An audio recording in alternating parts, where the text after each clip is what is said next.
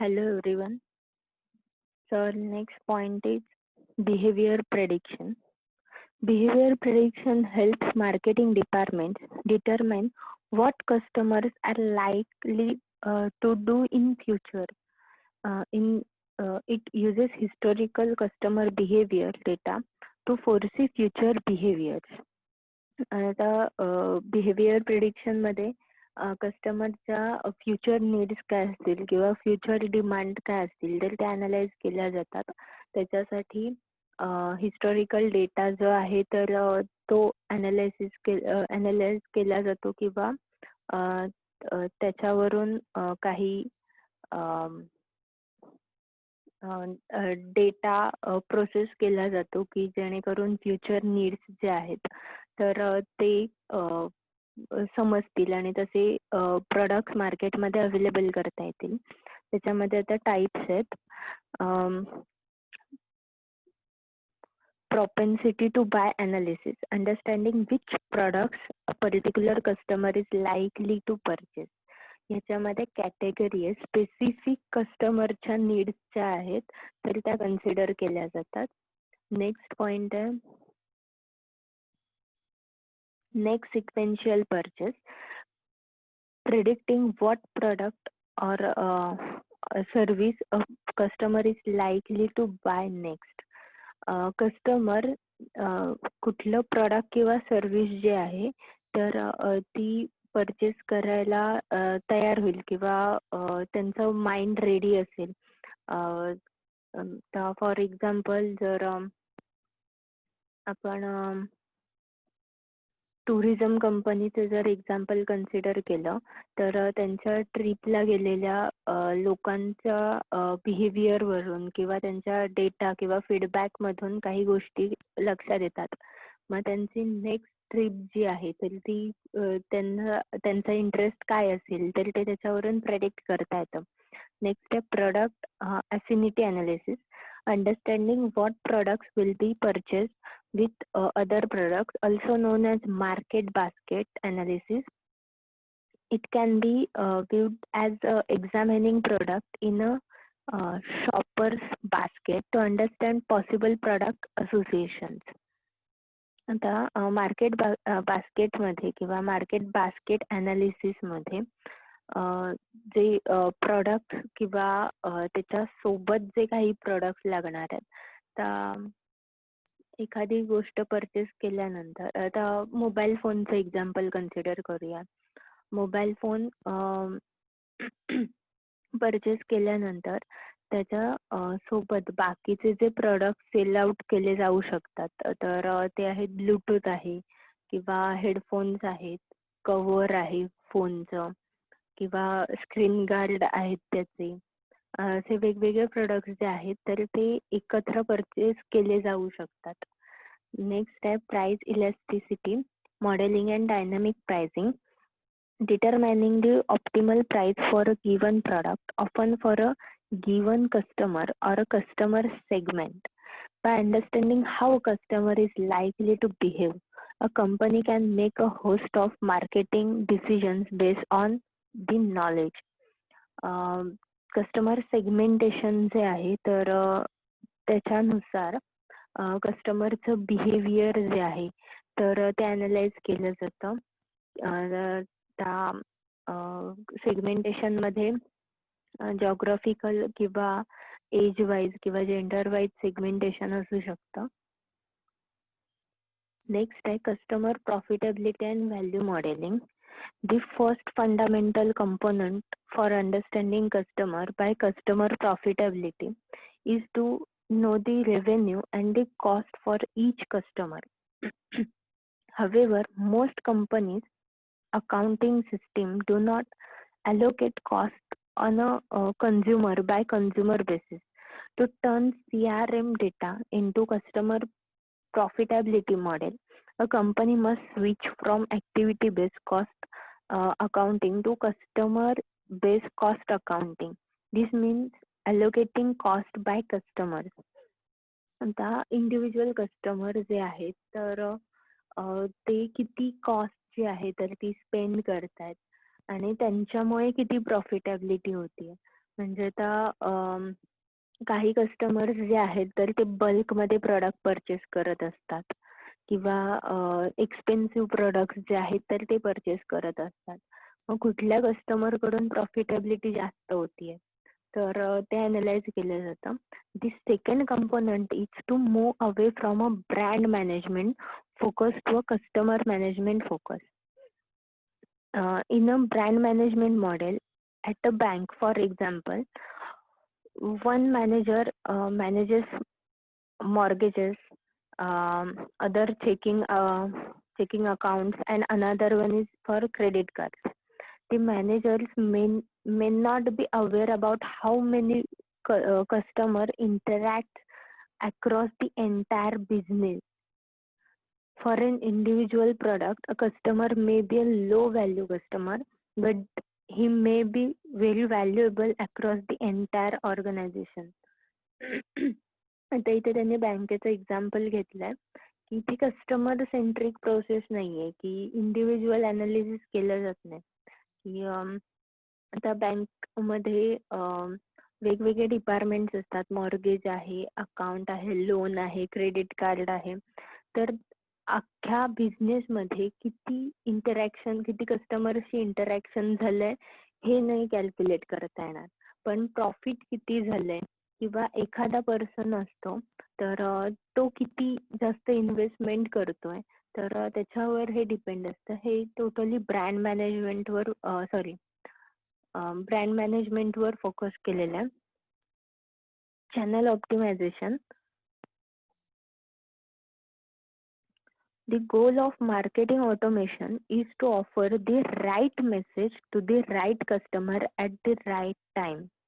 With the advent of the internet, many firms are appending through the right channel. For instance, a new customer whose use of online banking services has steadily increased might prefer to be mail a new offer along with the regular statement, whereas a retiree who enjoys visiting the bank where the manager offers a cup of tea or coffee, which could ultimately decrease customer satisfaction and increase attrition. Channel optimization is the application for uh, campaign optimization and execution. Channel optimization uses advanced techniques to increase the profitability of campaigns. Channel optimization मध्ये focus कशावर केलाय, तर right time, right media आणि right customer. तर जे आपले targeted customer आहेत तर त्यांच्याकडे सेगमेंटेशन वाईज असेल किंवा बाकीचे जे पॅरामीटर्स असतील, एजचे असतील, जेंडरचे असतील, तर त्या प्रोडक्टची किंवा त्या सर्व्हिसेसची प्रॉपर इन्फॉर्मेशन त्यांच्यापर्यंत राईट टाइम मध्ये पोहोचली पाहिजे. आता इंटरनेट जास्तीत जास्त यूज केलं जातं, तर मग ऑनलाईन किंवा नेट बँकिंग जे यूज करतायत तर त्यांना मेलवर स्टेटमेंट्स किंवा मेलवर इन्फॉर्मेशन प्रोव्हाइड करून पण चालणार आहे. ठीक आहे. आणि दुसरं त्यांनी एक्झाम्पल दिलंय की जे रिटायर एम्प्लॉईज असतात तर ते बँक मध्ये जातात आणि त्यांना आवडतं की बँक एम्प्लॉईज जे असतात तर ते पर्सनली इंटरॅक्ट करतात त्यांच्याशी. तर हे दोन्ही डिफरंट वेज आहेत, की एकतर ऑनलाईन असिस्टन्स हा वेगळा मीडियम आहे आणि दुसरा आहे की पर्सनल किंवा फिजिकल असिस्टन्स, की फिजिकली अटेंड केलं जातं, की समोरासमोर त्यांचं इंटरॅक्शन होतं. नेक्स्ट आहे personalisation. Personalization, sometimes known as customization, consists of tailoring a service or a product to accommodate specific individuals, sometimes tied to groups or segment of individuals. A wide variety of organizations use personalization to improve customer satisfaction. Digital sales conversion, marketing results, branding, and improve website metrics as well as for advertising. Personalization is the capability to customize customer communication based on knowledge, preferences, and behaviors at the time of interaction. Personalization techniques can tailor message to individual customers, accessing current personal data each time the customer visits the site and using it to create custom content. Personalization in the B2C space is largely based on analysis of a customer clickstream his navigation path through a company's website. It is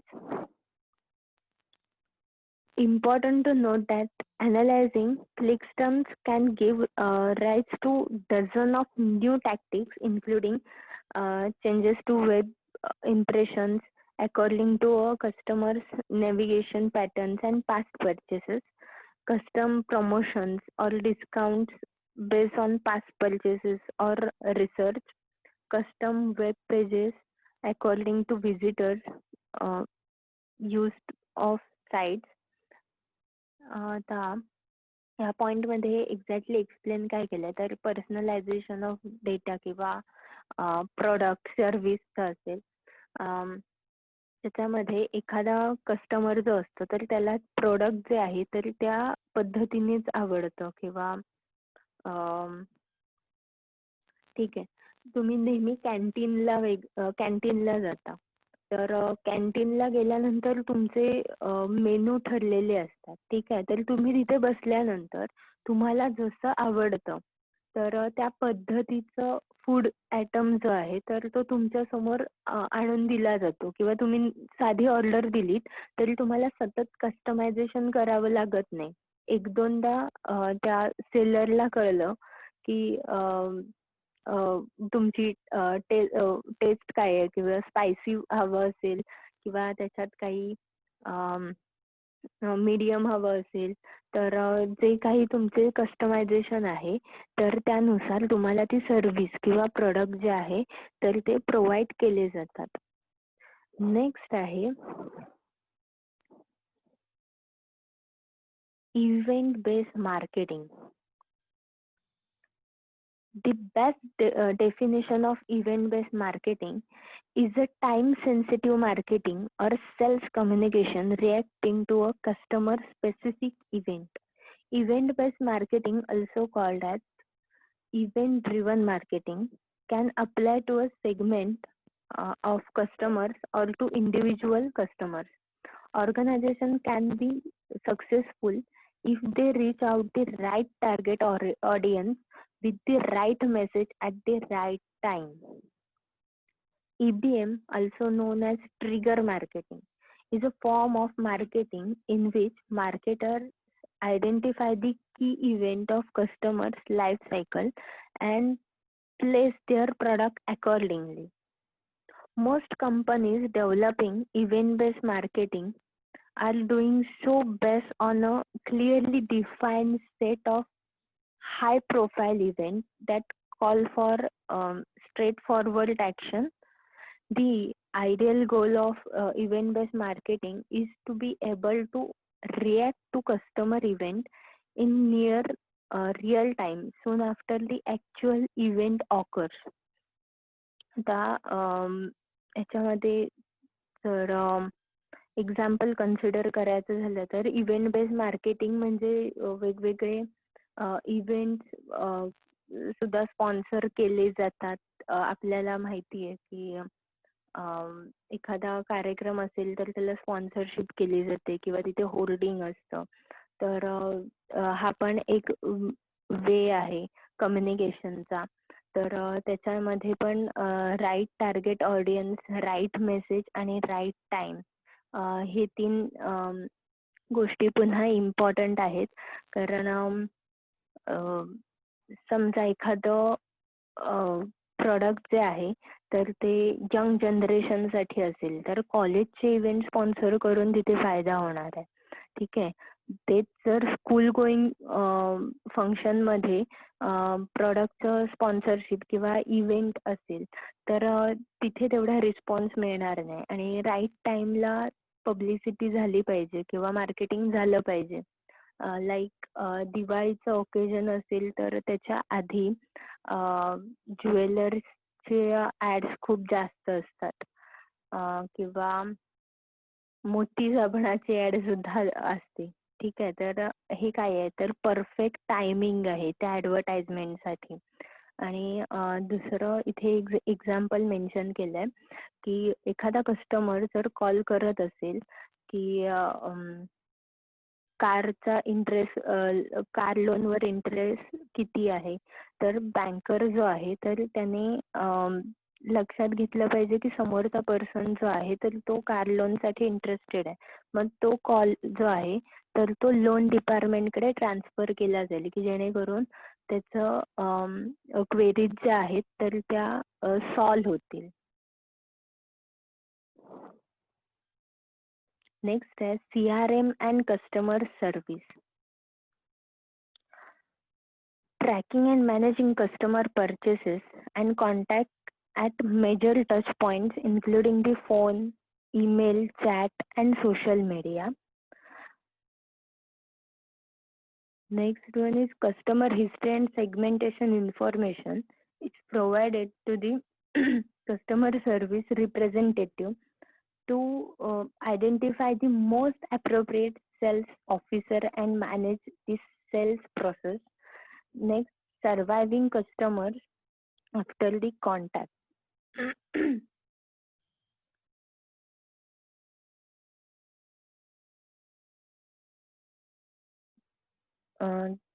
ह्याच्यामध्ये कस्टमरची contact मध्ये राहिलं पाहिजे after cells service असेल किंवा service provide करताना in between.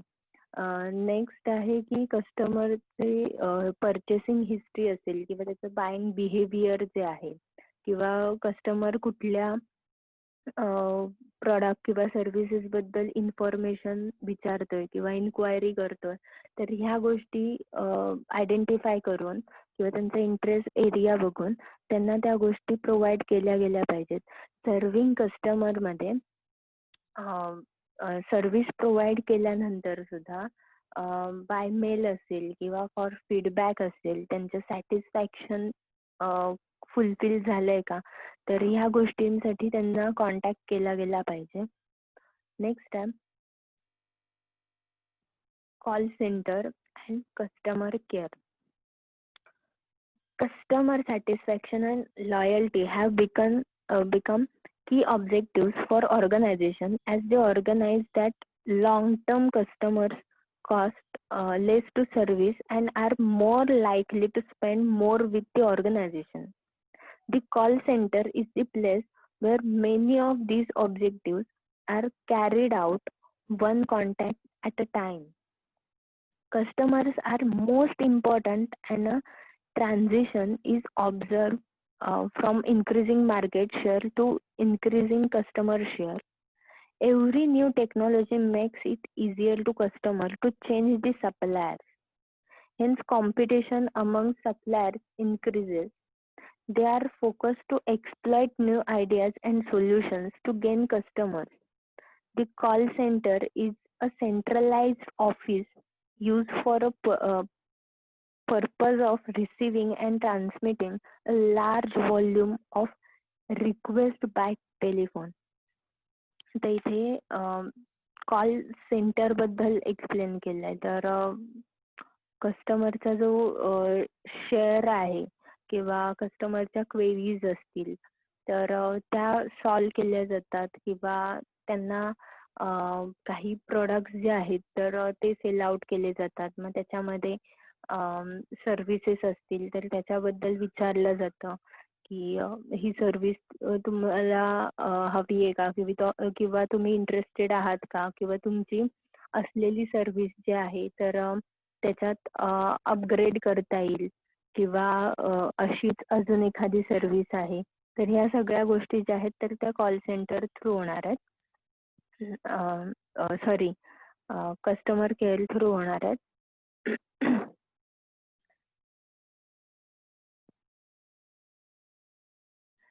So, call center the next point.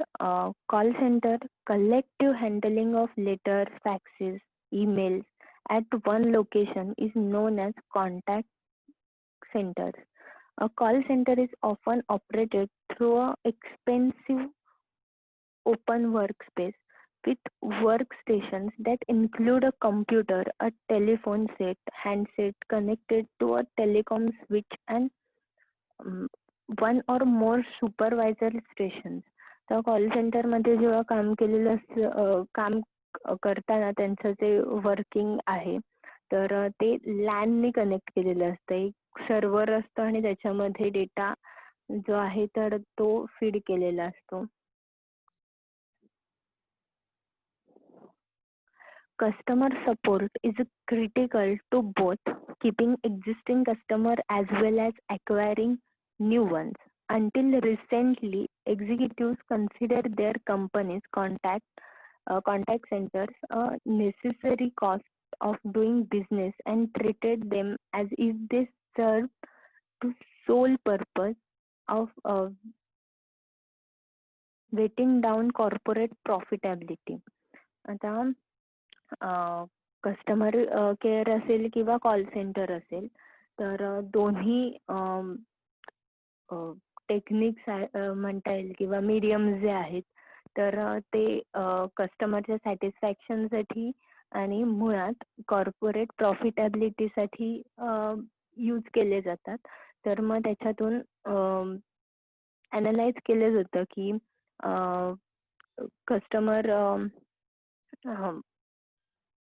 Customer केअरने किती फायदा झाला, कारण कस्टमर रिटेन्शन ही गोष्ट आहे तर ती त्याच्या थ्रू पॉसिबल होऊ शकते.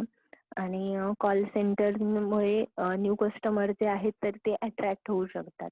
The functions of call center, it allows a wider customer base to a business with. It offers an economical means of reaching diverse and widely distributed customer group. It fine-tunes offering to specific customer groups. It allows customer easy access to experts. It facilitates business round the clock in any geography. It allows a company to avoid the overhead of bricks and mortar branches. त्या call सेंटरचे functions जे आहेत तर ते त्यांनी इथे brief केलेत की एकतर कस्टमरला जर कुठली इन्फॉर्मेशन हवी असेल त्यांच्या प्रोडक्ट आणि सर्व्हिसेस बद्दल तर ती प्रोव्हाइड केली जाते, किंवा त्यांचे जर लोन आहेत किंवा इन्स्टॉलमेंट पे केलं नसेल तर त्याचा रिमाइंडर कॉल आहे तर तो केला जातो. किंवा आता एटीएम यूज करताना तर काही जणांना एटीएम चा पिन चेंज करायचा असेल किंवा नवीन कार्ड डेबिट कार्ड मिळालं असेल तर त्याला पिन सेट करायला लागतो. तर तो कळत नसेल तर मग कॉल सेंटरला कॉल करून ते विचारू शकतात की सॉरी कस्टमर केअरला कॉल करून ते विचारतात आणि त्यांचा गायडन्स घेतात. कॉल सेंटर पण त्याच पद्धतीने हेल्प करतं. लाईक मोबाईलला काही प्रॉब्लेम असेल किंवा त्याच्यातले बॅलन्स गेला असेल, डिडक्ट झाला असेल तर तो का झालाय, मग ती ऍप्लिकेशन असेल किंवा ती सर्व्हिस असेल तर ती बंद कशी करायची. तर ह्या सगळ्या गोष्टी ज्या आहेत तर ह्या गोष्टी कॉल सेंटर थ्रू आपल्याला हेल्प होते. त्याच्यानंतर तिथे प्रत्यक्ष जावं लागत नाही.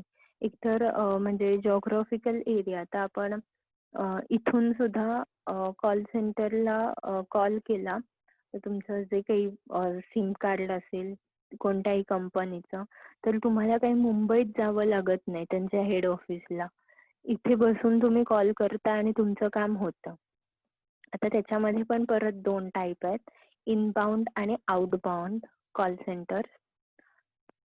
An inbound call center deals with the majority of incoming calls. That means that customers or potential customers are phoning you rather than the other way around. It is because of this most inbound call centers are customer service focused. Customer will call into these type of call centers when they need assistance with the product or service they specialize in. Inbound call centre म्हणजे काय तर inbound call centre मध्ये कस्टमरला assistance किंवा information हवी असते आणि त्याच्यामुळे कस्टमर कॉल करतो. म्हणजे कॉल सेंटर मध्ये इनकमिंग कॉल जे असतात तर ते खूप जास्त येतात. तेच आउटबाउंड कॉल सेंटर काय आहे तर an outbound call center is exactly opposite on a inbound call center. Rather than having a majority of your calls come into your call center, agents in outbound call centers are for the most part making outgoing calls. Most outbound uh, outbound call centers are self-focused. When agents are making phone calls out of the call center, they are focused on list of customers or potential customers that they would like to get in touch with. आता outbound call centre मध्ये आणि inbound call centre मध्ये फरक काय तर inbound मध्ये customer स्वतःहून call करतात आणि आउटबाउंड मध्ये मार्केटर जे आहेत तर ते कस्टमरला कॉल करत असतात. तर त्याच्यामध्ये मोटिव्ह हा असतो की प्रोडक्ट सेल करणं. आता आउटबाउंड कॉल सेंटरचं एक्झाम्पल कन्सिडर करायचं झालं तर कॉलर ट्यून ऑफर्स साठी किंवा क्रेडिट कार्ड परचेस साठी पण कॉल येतात बँकचे किंवा आपल्याला आपल्या ज्या सिम कार्ड जे आहेत तर त्याच्या कंपनीमधून कॉल येत असतात. म्हणजे वोडाफोन असेल, आयडिया असेल, एअरटेल असेल, कंपनीमधून कॉल येत असतात आणि मग ते तुम्हाला वेगवेगळ्या सर्व्हिसेस साठी विचारतात. तर हे आहे outbound call centre. Components of call centers. There are 6 components of call center. First one is location and building.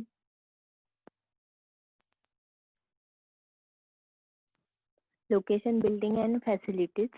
The location of call center is critical in terms of cost of building and also the ability to retain employees to work in the center. The ease of cost to get to a center is important for those employees in the center, but also in the integration with the head office functions that the center needs to work with. आता location, building किंवा facility जे आहेत तर एक तर proper location. आता बरीचशी call centre जर कन्सिडर केली किंवा कुठल्याही कंपनीचं हेड ऑफिस जर कन्सिडर करायचं झालं तर ते प्रोबॅबली मुंबईमध्ये असतं. ठीक आहे. तर मग तिथे त्यांची बिल्डिंग आणि तिथे त्यांचं फॅसिलिटी उभ्या करणं तर ते खूप कॉस्टली आहे. त्याच्यानंतर कॉल सेंटर मध्ये एम्प्लॉई रिटेन्शन रेट जो आहे तर तो कम्पॅरेटिव्हली खूप लो असतो. नेक्स्ट आहे customer. Customers can be anyone and the agent needs to have the skills to be able to adopt their style and vocabulary to suit different customer types. The agent talk to more customers uh, in any one day that any other person is in the organization. आता customer जे आहेत तर ते वेगवेगळ्या बॅकग्राऊंडचे असू शकतात. त्यांचे languages वेगवेगळे असू शकतात आणि म्हणून जेव्हा मार्केटिंग पर्सन जे ऍड येते तर त्याच्यात स्पेसिफाय केलेलं असतं की जो रिजन आहे म्हणजे आता गुजरात हा जर रिजन असेल त्या जॉब साठीचा तर गुजराती लँग्वेज आली पाहिजे किंवा मुंबई हा रिजन असेल तर इंग्लिश, हिंदी आणि बऱ्यापैकी गुजराती बोलता आलं पाहिजे, ही रिक्वायरमेंट असते. ते जर कोकणात असेल तर मराठीची रिक्वायरमेंट असते. तर त्याच्यानुसार मार्केटर जो आहे तर त्याला कस्टमरशी डील करता आलं पाहिजे, की त्यांच्या लँग्वेज मध्ये. आणि नेहमी जो कस्टमर आहे किंवा एखादा समोरचा पर्सन आहे तर त्याची लँग्वेज किंवा स्टाईल वेगळी असेल तरी त्याच्याच लँग्वेज मध्ये बोलल्यानंतर त्याच्यावर इम्पॅक्ट खूप जास्त होतो. नेक्स्ट आहे technology. There are significant amount of technology available and it is very easy to access the same. It very much depend on size and nature of business. The basic equipment to handle calls in the automated call distributor. Many centers do not fully utilize the technology that they have. आता काही company आहेत किंवा organisation ज्या आहेत तर त्या technology use करतात. म्हणजे कॉल केल्यानंतर मशीन जे आहे तर ते आन्सर करतं. किंवा आपण कस्टमर केअरला कॉल करतो किंवा कॉल सेंटरला कॉल करत असतो तर सुरुवातीला आपल्याला रेकॉर्डेड मेसेज आहे तर तो ऐकायला मिळतो आणि त्याच्यानुसार कॉल ट्रान्सफर होतो. आपल्याला लँग्वेज विचारली जाते, त्याच्यानंतर प्रॉब्लेम काय आहे तर तो विचारला जातो आणि त्याच्यानुसार तो कॉल जो आहे तर तो स्विच केला जातो त्या पर्सन कडे. नेक्स्ट आहे process. Every center has a multitude of process, but the biggest challenge that it faces is to understand the end-to-end process from the customer perspective. The customer journey is what happens from the point in time when the customer decides to contact through to the completion of the request or transaction. जी process आहे तर ती biggest challenge consider केलं जातं. कारण order आल्यापासून ते order provide किंवा डिलिव्हर करण्यापर्यंतची जी प्रोसेस आहे तर थ्रू प्रोसेस कस्टमरशी प्रॉपरली कम्युनिकेशन झालं पाहिजे किंवा त्यांच्या क्वेरीज किंवा रिक्वेस्ट असतील तर त्या सॉल्व्ह केल्या गेल्या पाहिजे. तर त्या प्रोसेसचं जर एक्झाम्पल कन्सिडर करायचं झालं तर आपण ऑनलाईन परचेसिंग करतो.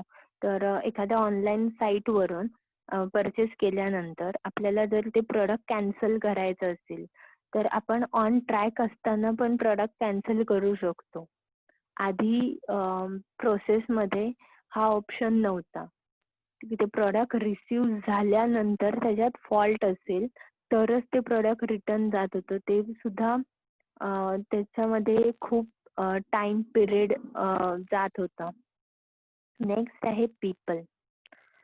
People are the most critical asset in the call center as it is they who really deliver the business performance. Unfortunately, the investment and perception of staff may be rather poor. The people often have to deal with difficult situations when things have gone wrong in the organization and deal with large volumes of calls and results with not always having the necessary training or skills. However, the teams in centers can be very social, making the center a great place of work.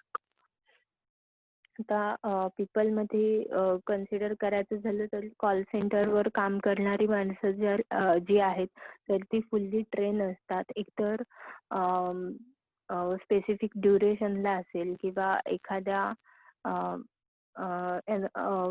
Time period मध्ये खूप जास्त call receive करावे लागत असतील किंवा ते call manage करावे लागत असतील तर खूप डिफिकल्ट टास्क असतो आणि एकतर एक्सपिरियन्सने त्यांना ते मॅनेज करायला जमतं.